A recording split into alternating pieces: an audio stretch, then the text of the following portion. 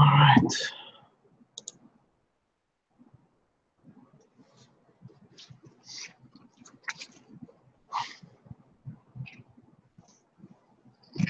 Get this camera straight. You can please just, let's see. Sorry. Just would like to know if anyone can hear me. Somebody could just let me know about that.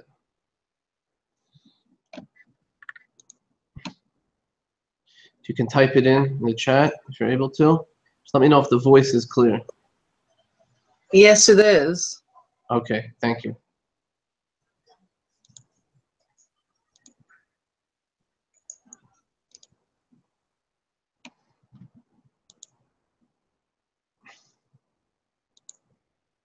Okay.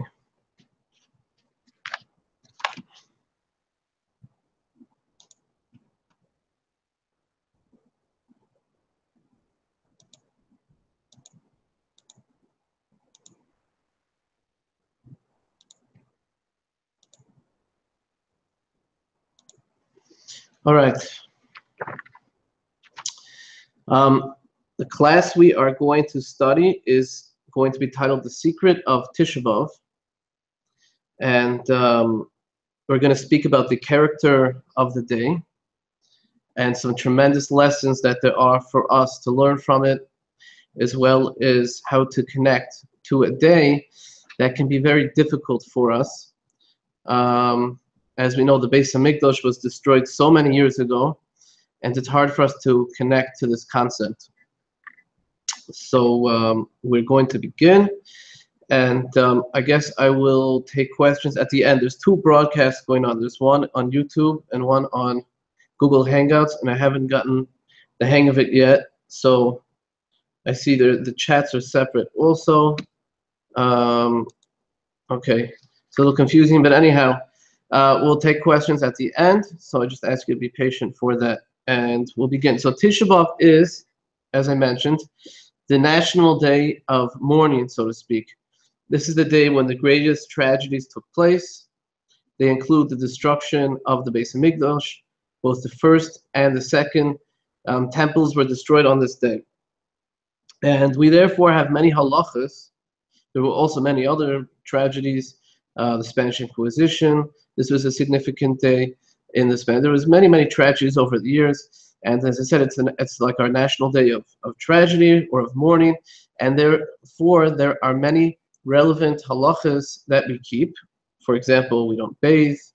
We don't anoint ourselves with creams. There's leather shoes we don't wear. Husbands and wives don't have intimate relations with each other on this day.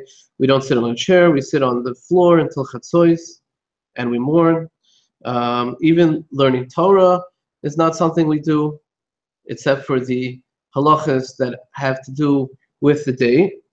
Men don't wear a talis and tefillin also until after Chatzois. So there's a tremendous amount of halachas that reflect the character of the day and the sadness of the day.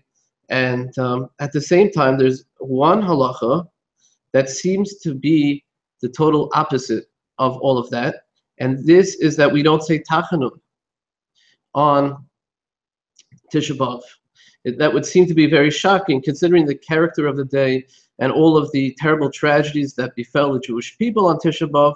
One would imagine that, Tisha B'Av would be a day of saying tachanun and of confessing all of the various things we've done wrong and begging Hashem for forgiveness. And yet we don't say tachanun on Tisha B'Av. The reason for that is because Tisha B'Av in Eicha, book of Eicha, which we read on the first night of Tisha B'Av, actually calls this day a moed, just translated as a festival. It's called a moed. Being that it's a festival, festivals are usually a term reserved for a happy day, and yet we know Tisha B'Av is so sad.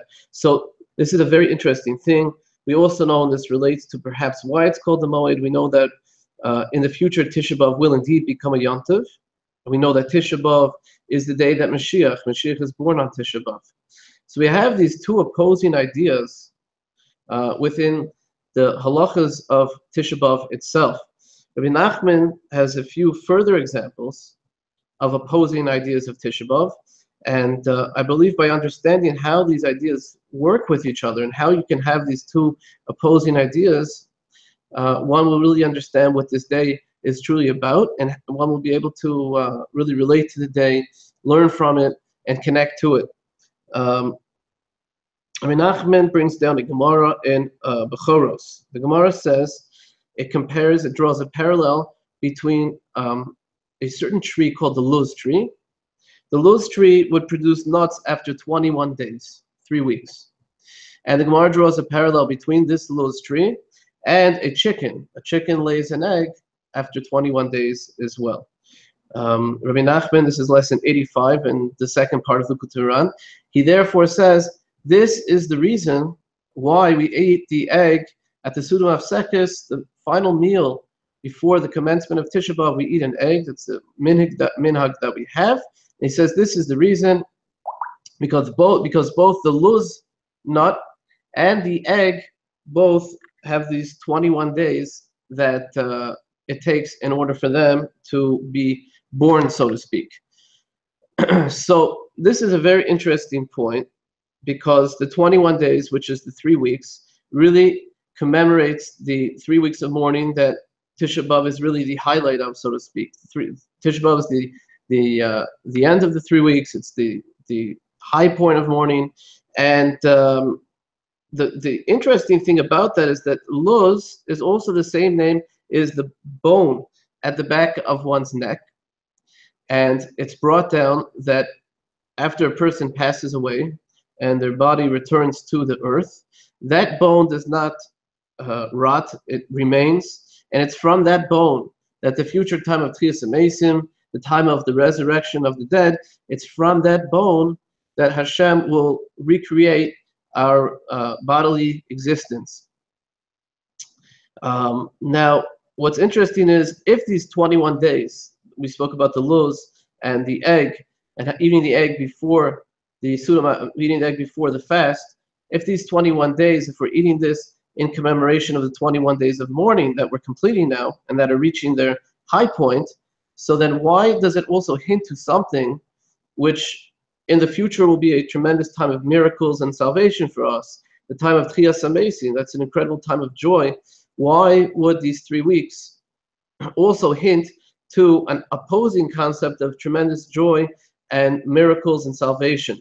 So again, you have here another blatant, you have here another example of two ideas that really seem to be in opposition of each other.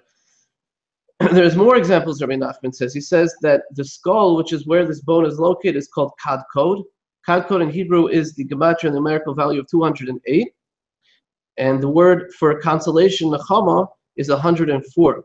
We read after Tisha B'Av, the Shabbos that follows Tisha B'Av, we read the famous Haftorah called Nachamu, Nachamu, Ami.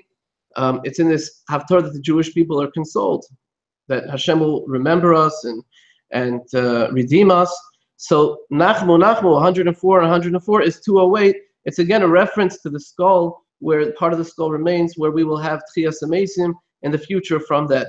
So again, why is this luz, which is in the skull, having the same numerical value as Nachamu, Nachamu, is the Haftarah that we're going to read in the future after Tisha B'Av that will console us? Why is there a reference to that? There's another one.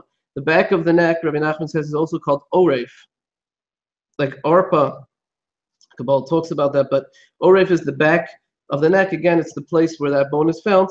Oref, the gematria is 250. 250, when you spell that out in the Hebrew letters, is Shin Nun, and that's Shabbos Nachamu. That stands for Shabbos Nachamu.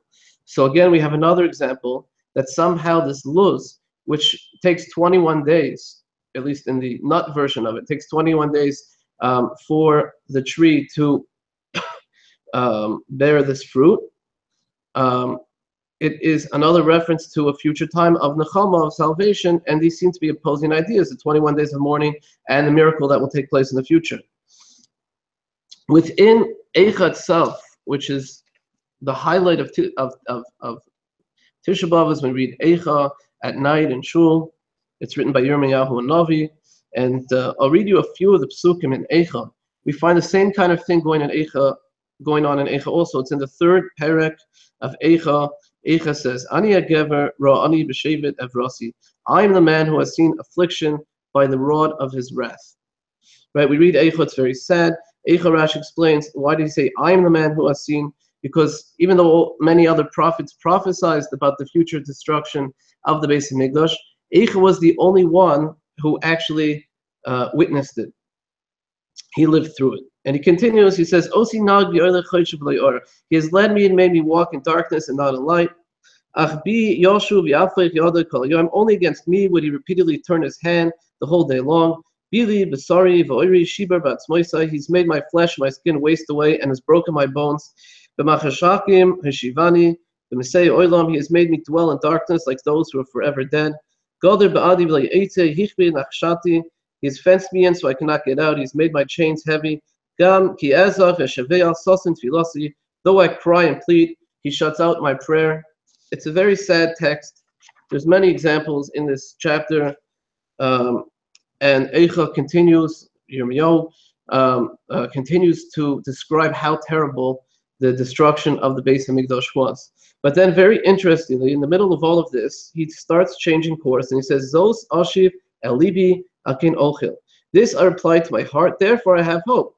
Chasdi Hashem ki lo yisamnu ki lo yichal rachmav. He says, the kindness of Hashem never ceases, indeed his mercies never fail. Chadash l'korim rabu nasecho. Hashem, every day he renews these kindnesses, every single morning. Chelki Hashem omro nafshi akin ochil. Hashem is my portion, says my soul, therefore I will have hope in him. Tov Hashem l'koivav l'nefesh l'rishenu. Hashem is good to those who wait for him, to the soul that seeks him. Tov yachov duman shos Hashem. It's good that one should wait quietly for the salvation of Hashem, and so on and so forth. So, in the Sefer of Eicha, the Megillah of Eicha, that we ourselves read on Tisha B'Av, that really, expresses a first-hand witnessing of all the tragedies. In this text itself, Yirmiyahu said, I'm the only one that witnessed it, and he was so broken by that, he starts all of a sudden changing course and having tremendous hope in Hashem and in the future. So again, you see, this is really another example of opposing ideas within the same chapter of Eicha, where you go from one extreme of the destruction to the other extreme of having tremendous hope in Hashem. And the question here, and that's really what this presentation is based on, is how can we reconcile these two ideas, and what do they have to do with each other? In order to do that, one of the first things we have to understand is what the Beis Hamikdash was, and why do we mourn over its loss? The Beis Hamikdash was the place on earth where there was miracles that continually took place. It's called the Beis Hamikdash. Beis is like a bias. It's like a house. Hashem's presence dwelled in the house. This was our link that we had between us and Hashem. It was a place one could go in and constantly feel the presence of Hashem at all times. It's like, imagine a child is gone for a long time, and he becomes homesick, and he goes home, and he's living at home again with his parents. He feels a tremendous closeness and warmth, and they become real to him again. That relationship is revitalized. And that was the same thing that the Beis Hamikdash represented. It was a place where we were able to feel Hashem's presence, where Hashem was real to us. We could really build a relationship and connect to Hashem. It was the place that connected the heavens, the spiritual existence, with Haaretz, with our mundane existence here on earth. And when it was destroyed, we lost that connection. It became closed to us. It became infinitely more difficult to feel Hashem in every aspect of our lives. Rebbe Nachman points out that the main reason we're mourning today is not because of a historical event that took place so many years ago, right? He says, whatever happened, happened. It was very tragic. We lost the Beis Hamikdash. We lost this. Okay, what should we do? We have to move on. But it's actually because our relationship still suffers today. That's why we're still mourning the Beis Hamikdash. whenever we look at our lives and we look at all the problems and the challenges that life lends to us, when we feel that there's no hope, or when we feel that there's no purpose, it's because we don't have a Beis Hamikdash. When we had the Beis Hamikdash and we had that connection to Hashem, and we were able to bring our whole lives, everything that goes on, we're able to bring it to that place. We were able to connect Hashem to every aspect of our life. What makes life so difficult for us is we always feel, where is Hashem? Why is Hashem not here? What's the purpose of this? Is there a purpose of this? And eventually, if a person has enough of these questions and they don't address them, they become cut off from Hashem, and they stop really putting so much meaning and purpose into their lives. They fall into a state of sleep or slumber, and their lives can become very purposeless.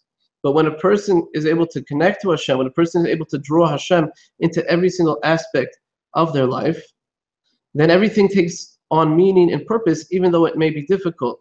So this is what the Beis Hamikdash was able to do for us. This is why today we have so many difficulties, because we can't connect those challenges to Hashem. We feel Hashem has turned away from us, and we don't see the purpose in things. And that's why it makes it difficult for us to connect to Hashem. And therefore, the way we can mourn today isn't necessarily about the loss of the physical building or the historical event, but it's realizing that every part of me that is cut off from Hashem, every part of me that feels that there's no purpose to this, every part of me that's struggling and wants to just run away, it's because we don't have the Beis Hamikdash to run to. It's because we're missing that link of tremendous connection to Hashem.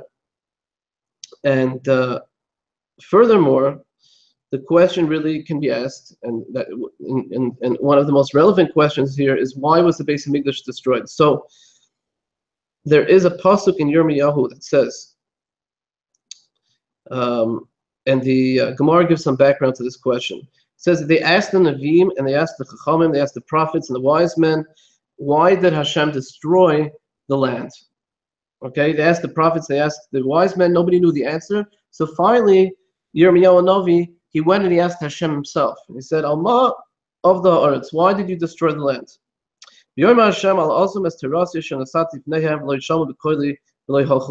Hashem replied, and he said, because the Chachamim and the Nevi'im, they didn't know the answer. So Hashem replied and he said, it was because you abandoned my Torah, and you didn't place it before you, and you didn't listen to my voice, and you didn't go in its ways.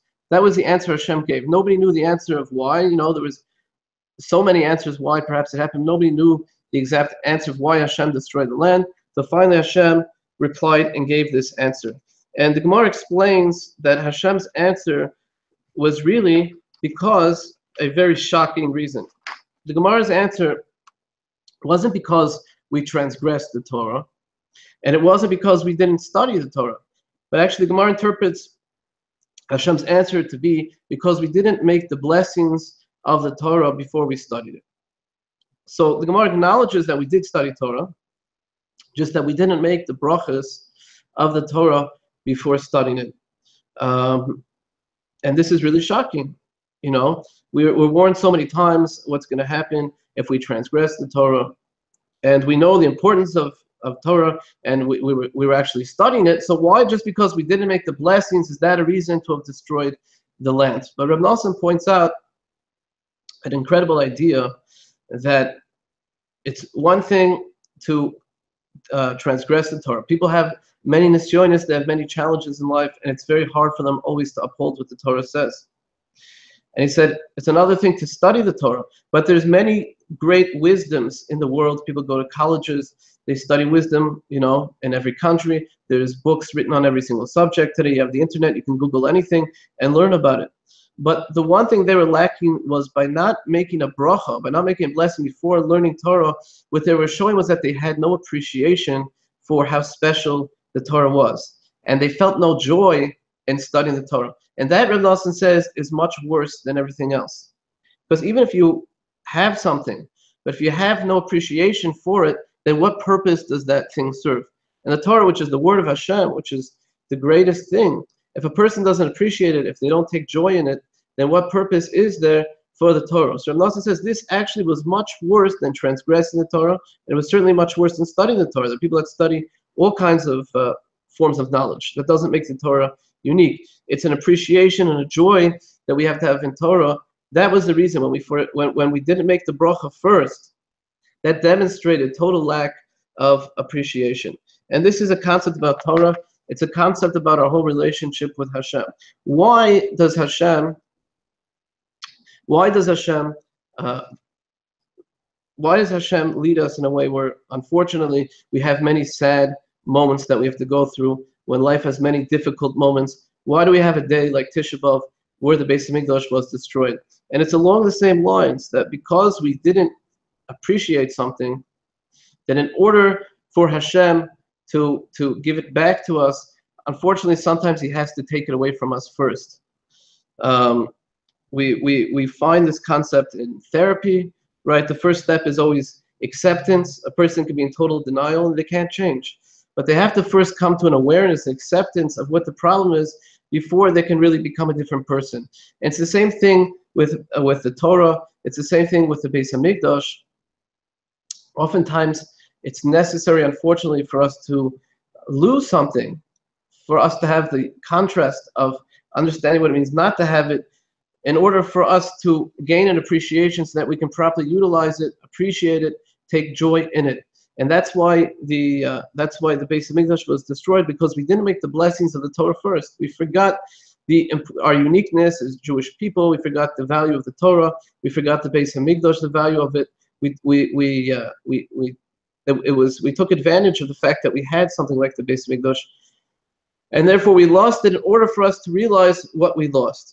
I heard a very interesting story along these lines. A certain rabbi shared it with me. I'll try to keep as many details in private as possible so that his identity remains anonymous. But he told me a fascinating and very tragic story. He was a rabbi who learned in the best yeshivas. He was studying in the States at a very famous yeshiva, and he really excelled. He was a tremendous Talmud Chacham. He had tremendous intellectual capabilities, and it took him a little longer than usual to get married. And because of that, as he was in yeshiva, all his friends had gotten married, and new guys came, and he wasn't really the hotshot anymore that he used to be. Because of this, he felt like he was really lacking. His self-esteem was really lacking. He didn't feel like he was accomplishing. So he looked for something, something else that he could excel at, so he would feel good about himself once again, be able to prove that he's the best, so to speak. He was given a job in a certain community that had a very small, there was almost no Torah learning going on over there. It was not very established. There were many Jews. It was very wealthy, but there was very little Torah learning that was going on there. And he was given a job in that community. And first they asked him just to give a shiur once a week, and then he was so popular they asked him to become the Rav, and he built a shul, and he built many institutions, and he really was like the head rabbi of this whole town. He built everything himself. He introduced many Jews to Torah and to mitzvahs, and he brought them close, and he accomplished a tremendous amount. All the while, his wife he wasn't really taking any interest in his wife, to make a long story short, because he was so busy building his community, and he felt so good about himself and all the mitzvahs and all the things that he had accomplished. And one day his wife said she had enough. She's had enough. She put up with this long enough. He doesn't pay enough attention to her, and she said she wants a divorce. And they went through a tremendous, bitter battle in Beis Din, and the rabbi called many people to try to help him, in whatever they were fighting over on his side, and she had many people that tried to help her, and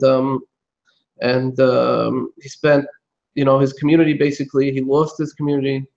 He wasn't able to stay there with whatever was going on. He wasn't able to pay the bills, so he had to close down all of the institutions that he built, and then he lost battle after battle in the Beis Din.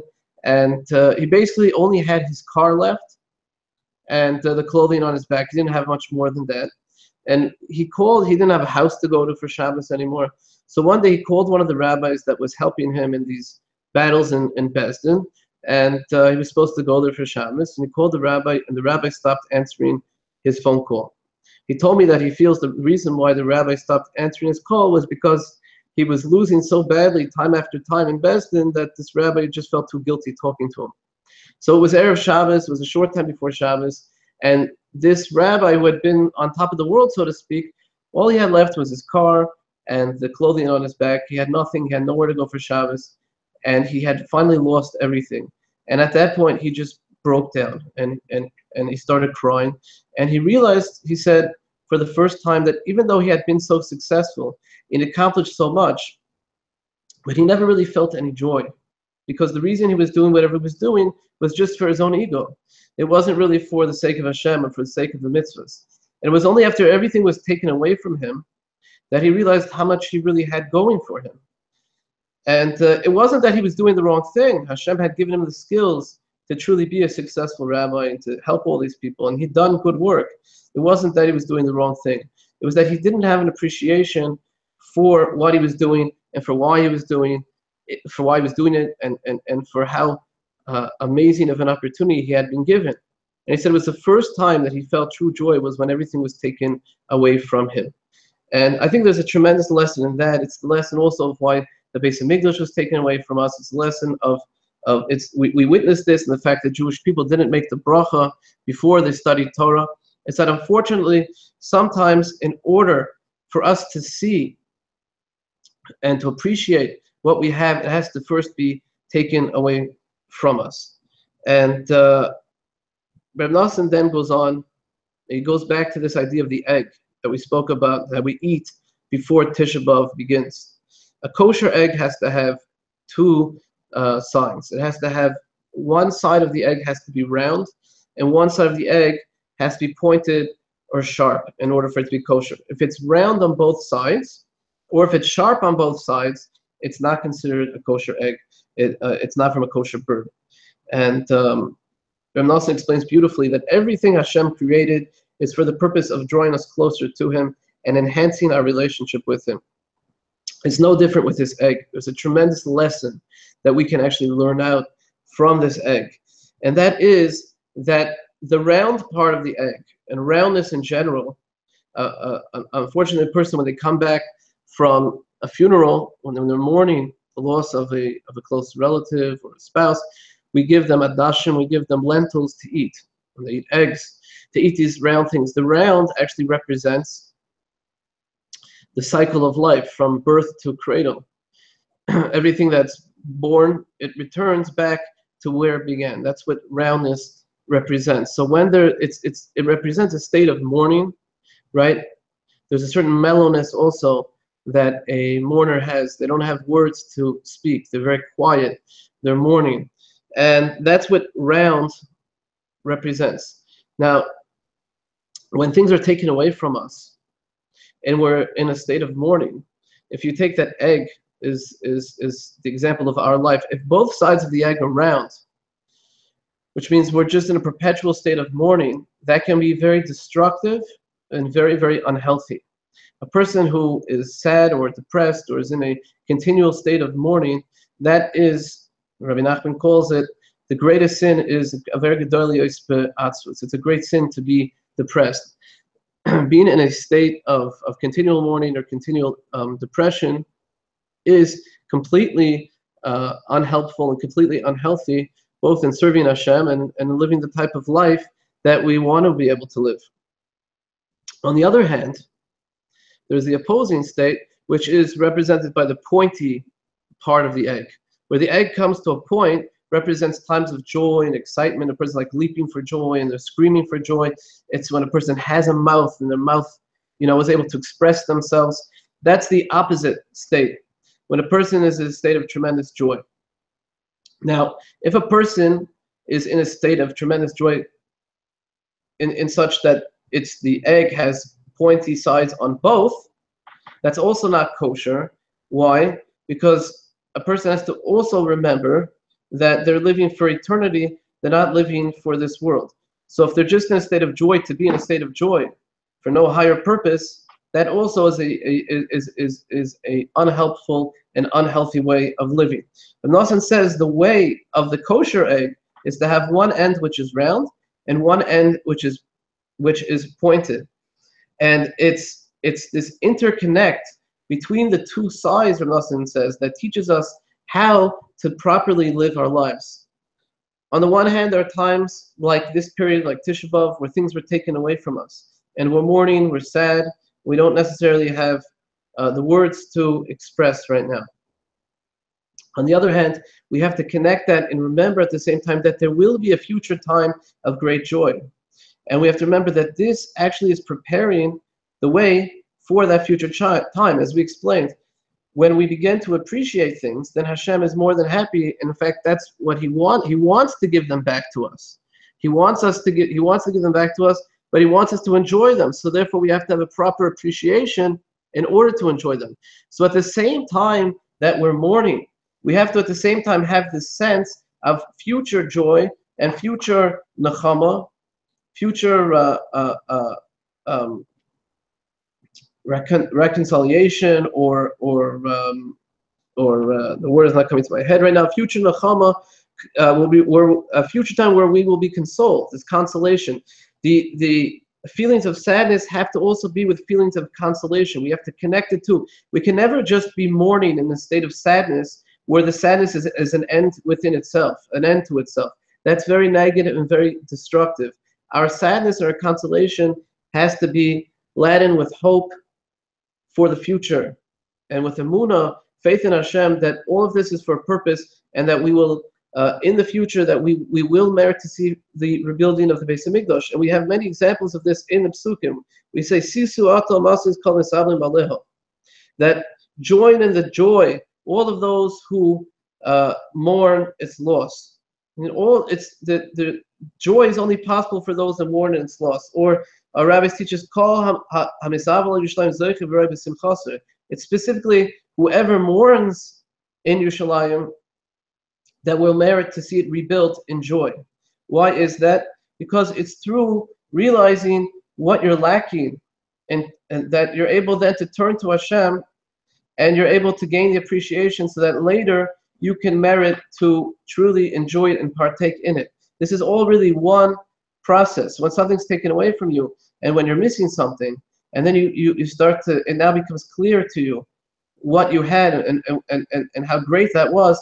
So now in the future, you can merit to enjoy it and to rejoice with it. This is, and going back to the verses that we read, this is specifically what Yirmiyahu, Hanavi, Jeremiah, right, is specifically what he was talking about in all the verses that we read.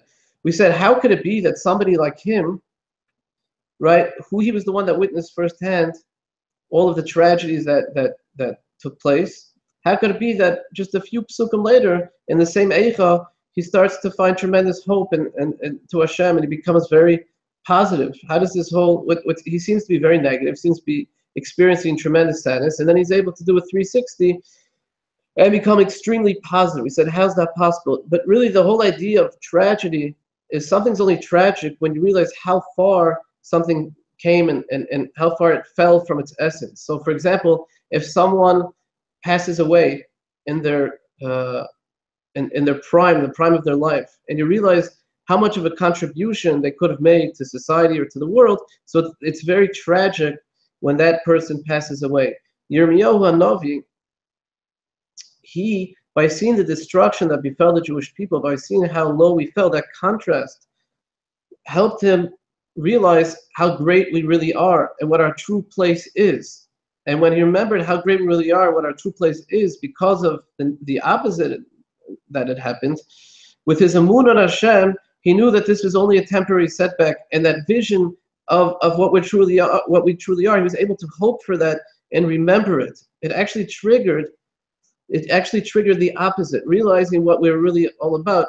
You know, it's one thing when a person is struggling and they're in the middle of things and they don't have clarity, but when everything was taken away from us, we were at our lowest moment, he remembered at that point he was able to focus on what we truly do represent and what our true greatness is.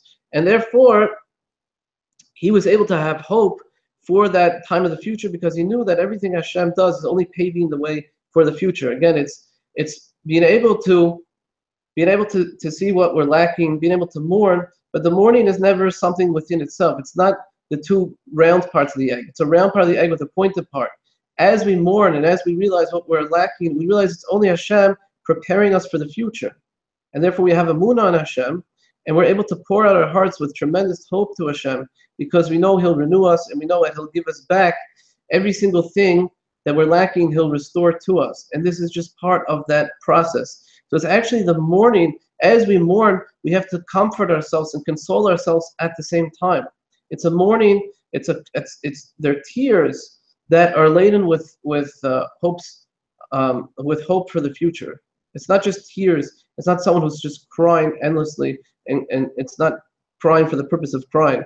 But the Jewish cry is a cry that's laden with hope for the future. With each tear is also a little bit of hope, remembering that this is only a temporary process, remembering that Hashem is showing us what we will, by experiencing this process, we're also be showing what will be restored to us, what our true essence is. Unfortunately, it had to happen this way, but this process actually prepares us in order so that everything will be restored to us, but not restored to us in the way we had it, where we didn't appreciate it, but restored to us in a way where we can truly rejoice in it. And as we said, therefore, whoever mourns Yerushalayim will merit to see it rebuild in joy. This is the process that this is all about, and this is why Yirmiyahu, when everything was taken away, and when the greatest destruction fell the Jewish people, it was very clear to him now, looking at that contrast with the Jewish people, where we really belonged, what Yerushalayim really looked like, and what the Beis Hamikdash really looked like.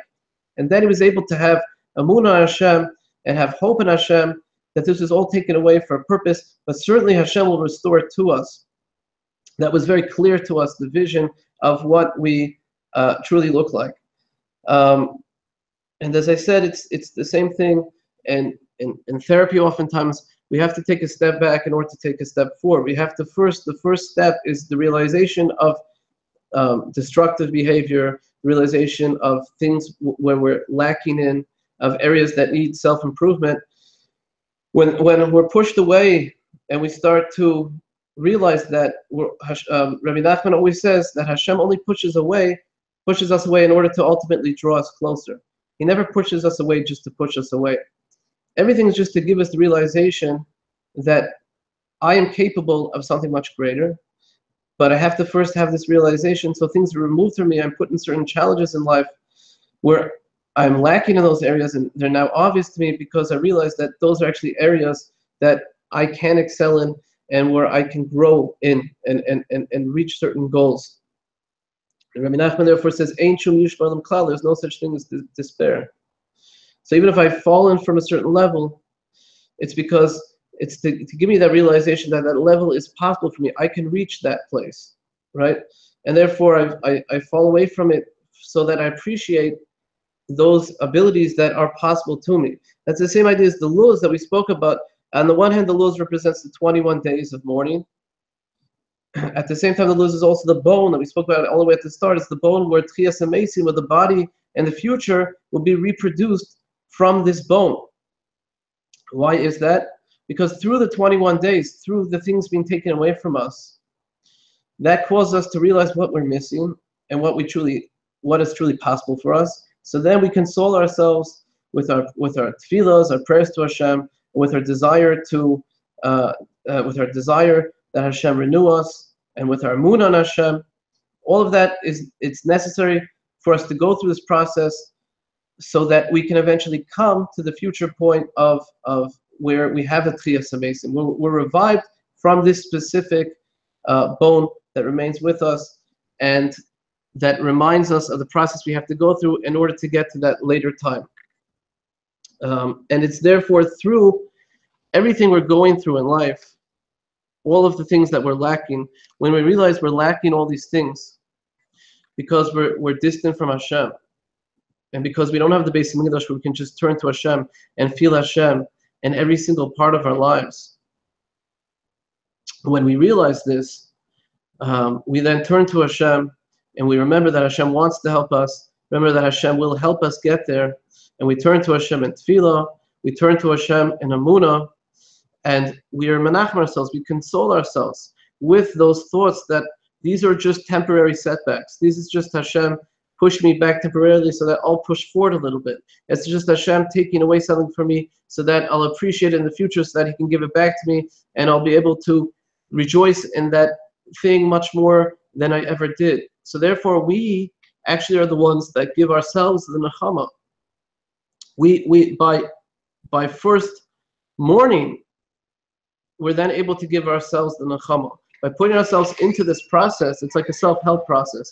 By putting ourselves into this process, we remember everything that's lacking in our lives, where we see where Hashem is distant in our lives. By putting ourselves in this process, and then remembering, therefore, that all these things are possible. Whatever's lacking in my life, it's possible that Hashem could give it to me. And all Hashem wants us to do is to realize, to appreciate that thing, and to turn to Hashem with hope, so then we are actually the ones that give ourselves the nechama.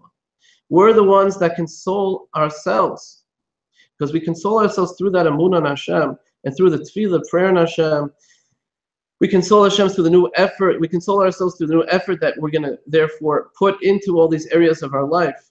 And that's really what it is. The luz, the 21 days where we do this, where we initiate this self-help process of mourning, it's through that process that the nechama comes from Hashem, because we first are the ones that give ourselves the nechama. We first are the ones that comfort ourselves with all these beliefs and with all of these desires and with all this prayer. We first comfort ourselves, and then Hashem says, Nachmu, Nachmu, Ami, I will surely comfort my people. That then comes later. So this is a little bit of the various ideas of Tisha B'Av.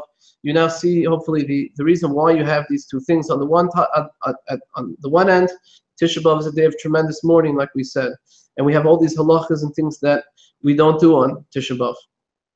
On the other hand, Tisha B'Av is a day where we don't say Tachnu, because it's called a Moed, it's called a festival. It's a day where Mashiach is born. It's a day that will become a yontif. Because we have to go through this process of self-help. We have to first mourn and realize all of our lacks and gain appreciation for everything, and gain appreciation for a relationship with Hashem, which is the ultimate, and how important that is, and how central that is to our lives, and how much it affects us not to have that. We have to first gain this appreciation so that we can then console ourselves through our amunah and through our tefillah to Hashem and through our hoping and knowing that this is all just a temporary setback in order to get us to the promised land, so to speak. We have to first go through this mourning in order to then be able to give ourselves the nechama, in order to console ourselves, so that ultimately Hashem will console the entire Jewish nation with the building of the Beis HaMikdash from here of Yamenu. And if anyone has any questions, I'm more than happy to ask. I hope that was more or less clear. You can type them into the chat. Kenneth Sendridge says, around top of our heads and a pointed chin. That's very cute. I've never thought of that, but that's great.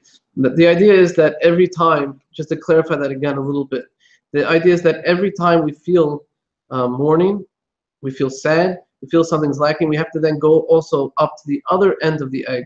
We have to remember the pointed part, the point of joy, that all of this, it has to be laden with joy and hope, that this is all just in order to help us grow and help us get to the next level. We're never sad just for the purpose of being sad. Everything is to take us to a higher place, and therefore Hashem takes things away in order to build our spiritual muscles, so to speak, in order to build our desire, in order for us to see what we're lacking, and therefore when we see it's missing, it's not that Hashem took it away from us because He doesn't want us to have it. It's not that we face bitterness just because Hashem wants to do something bitter to us, Chas v'shalom. The point is always because He's going to give us something much greater. And therefore we're able to, and this is really a key point, we're able to get through all of these challenges. We're able to get through all of these challenges only because we look at that other side of the egg. We look at the side of hope, and we look to the future. As we cry, we remember that at the same time. So these are cries and tears of hope, the cries and tears of a different future. The temple was destroyed because of Sinus Kingdom. How does the delegitimization of over 100 rabbis, multiple nominations, bring us closer to Mashiach? I don't know.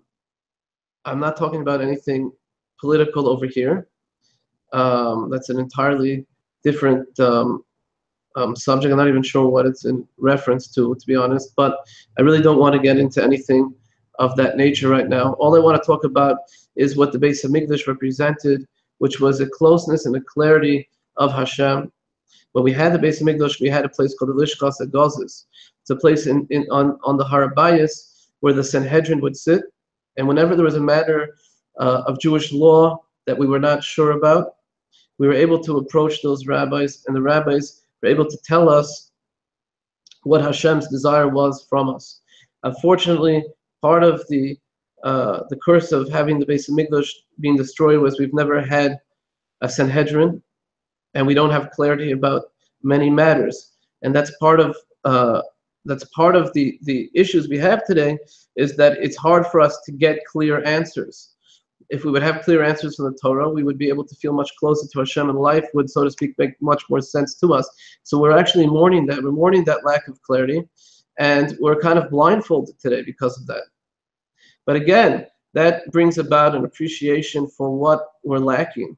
And we know that Hashem is doing this only in order to give us much greater things in the future.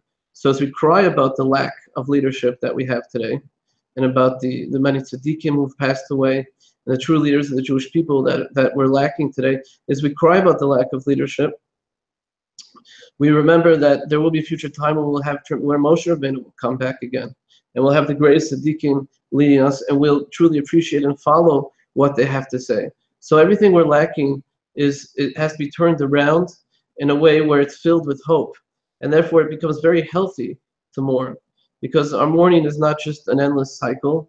Our mourning actually brings out more and more and more hope, because whatever we're lacking, we're going to be given again. It's going to be restored to us in a greater way than ever in the future. And that's what we do on Tisha B'Av. We look at every part of our lives. We look at everything that's missing. We look at how distant we are from Hashem. The Beis Hamikdash really is symbolic of all of this. And we mourn to Hashem. We turn this all into a prayer and into hope for the future. It's very optimistic. And therefore, Tisha B'Av is the day that Mashiach is born, because only through that can Mashiach be born. That's what that's the fuel that will ignite the future redemption of the Jewish people. Are there any other questions?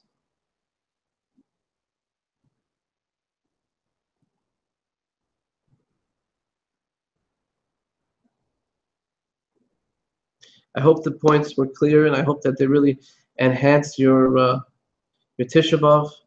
May we be Zolche that this should be the last Tisha B'Av. The next one we should all be in Yerushalayim with the coming of the Mashiach. We've suffered so much already. Hopefully we can turn all of the calamities and all the suffering into a means to propel us to have tremendous hope in the future. And may Hashem restore the Beis Hamikdash. Good night to everybody.